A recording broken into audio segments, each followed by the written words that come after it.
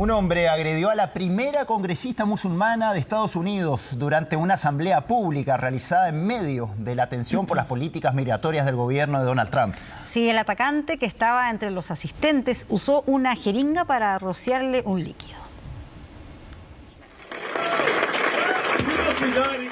Este sorpresivo ataque interrumpió el discurso de la congresista Ilhan Omar, luego de que un sujeto rociara un líquido con una sustancia desconocida, lo que causó la reacción inmediata de los asistentes, quienes estaban reunidos en una asamblea sobre la crisis que involucra al Servicio de Control de Inmigración y Aduanas de Estados Unidos, en el contexto de los ataques de la policía migratoria.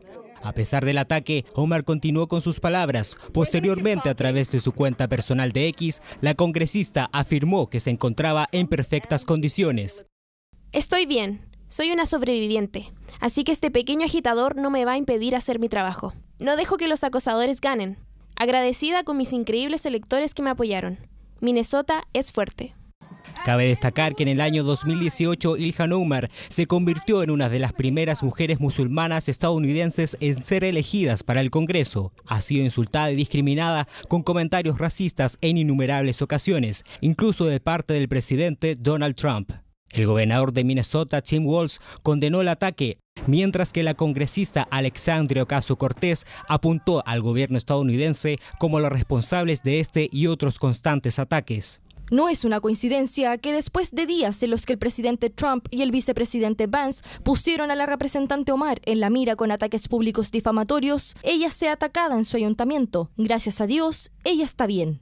Me alegro de que la congresista Omar esté a salvo.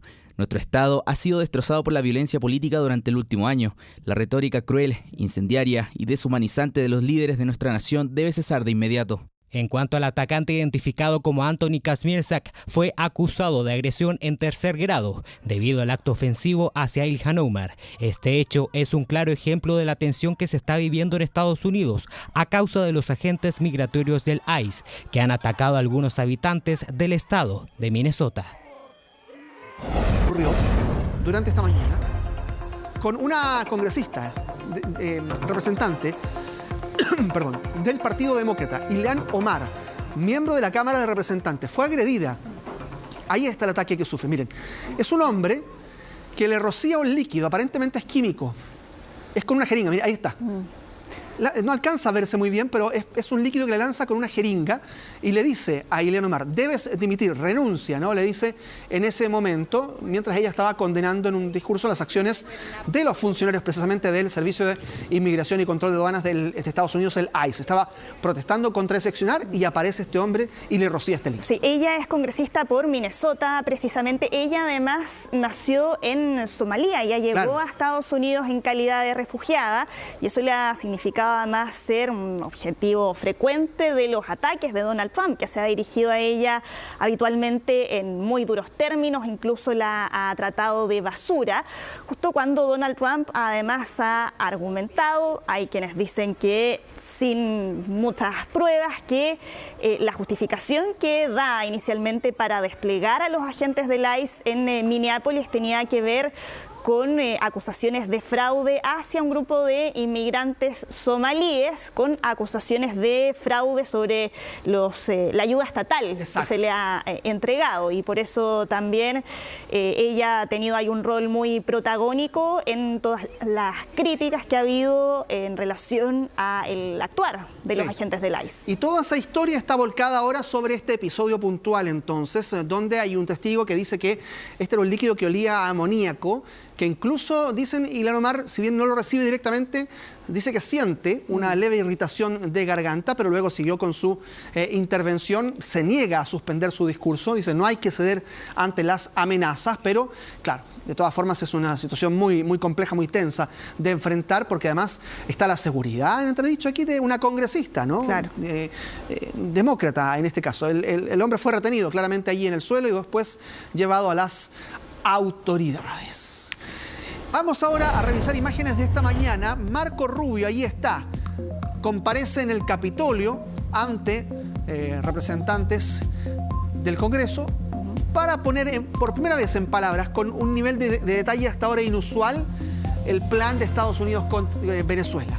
Y esto es llamativo porque Hasta ahora las palabras de Donald Trump daban a entender de que estaba todo bien, de que tenían plena confianza en Delcy Rodríguez, pero parece que para entender mejor lo que está ocurriendo y qué es lo que planea Estados Unidos para Venezuela, es mejor escuchar a Marco Rubio, digamos. Ese es aparentemente lo que uno podría leer después de sus declaraciones diciendo que Delcy Rodríguez no ha sido imputada por narcotráfico, por ejemplo, ante la justicia, a diferencia de Nicolás Maduro, pero que sí están muy encima no solo de sus palabras, sino también de cada paso que vayan dando en pos de lo que Estados Unidos quiere para Venezuela.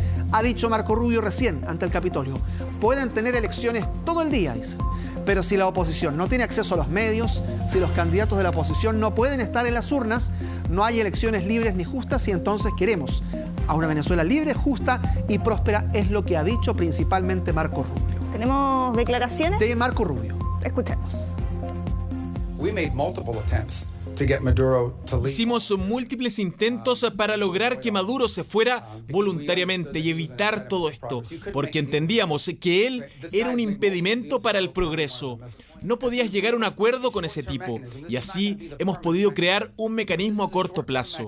Esto no va a ser el mecanismo permanente, pero es un mecanismo a corto plazo, mediante el cual se pueden cubrir las necesidades del pueblo venezolano a través de un progreso que hemos creado, donde presentarán cada mes un presupuesto de lo que necesitan que se financie. Claro, desde el 3 de enero que se le ha pedido desde la administración Trump a quienes gobiernan ahora Venezuela que obedezcan básicamente las condiciones que les están planteando, que cooperen con Estados Unidos, y Marco Rubio además, que ha sido descrito como uno de los artífices detrás de esta estrategia. Recordemos que él es de ascendencia cubana, por lo tanto también es importante para él las consecuencias que todo esto podría generar en Cuba al mismo tiempo. Y Marco Rubio, que entiendo que hoy además se va a reunir con María Corina Machado en la Casa Blanca. Sí, lo cierto es que no es que Marco Rubio opine distinto de Donald Trump. Claramente van en la misma línea. Claro, y además, como habla español, es quien ha tenido interlocución directa con Delcy Rodríguez y el resto de los representantes del régimen. Claro, el punto es que Marco Rubio suele tener más, ¿cómo decirlo? Un lenguaje más concreto que la grandilocuencia acostumbrada de Donald Trump, que muchas veces no entrega muchas luces reales de lo que está ocurriendo. Claro. Hay un plan entonces que implica permitir que parte del petróleo se venda a precio de mercado, y eso es algunas de las cosas que podrían entrar a una cuenta, pero que Venezuela tendría acceso bastante controlado por parte de Estados Unidos en esto que para muchos es una intromisión también dentro de territorio venezolano, claramente. Vamos a revisar a Delcy Rodríguez, lo que decía ayer y que mencionábamos, ¿no? También este discurso bien duro hacia adentro, hacia el pueblo venezolano, respecto de las intenciones de Estados Unidos, pero que al menos hacia el exterior indican, es lo que dice Estados Unidos, que no es tan férrea esa defensa. Veamos. Yo reafirmo lo que ha dicho el presidente Donald Trump, que hemos establecido canales de comunicación de respeto y de cortesía, tanto con el presidente de los Estados Unidos como con el secretario Rubio, con quien estamos estableciendo una agenda de trabajo en el marco de lo que significa establecer un diálogo diplomático para dirimir las controversias. Porque lo hemos dicho, el principal problema hoy día de Estados Unidos, de Donald Trump, quiero decir, está adentro de Estados Unidos, está en el norte, especialmente en Minnesota, pero también con el actuar del ICE, que suele ser muy controvertido, por lo pronto también muchas veces contrario incluso al derecho internacional. Y miren lo que ocurre aquí. El ICE, un agente de migración, intenta irrumpir en el consulado de Ecuador en Minnesota.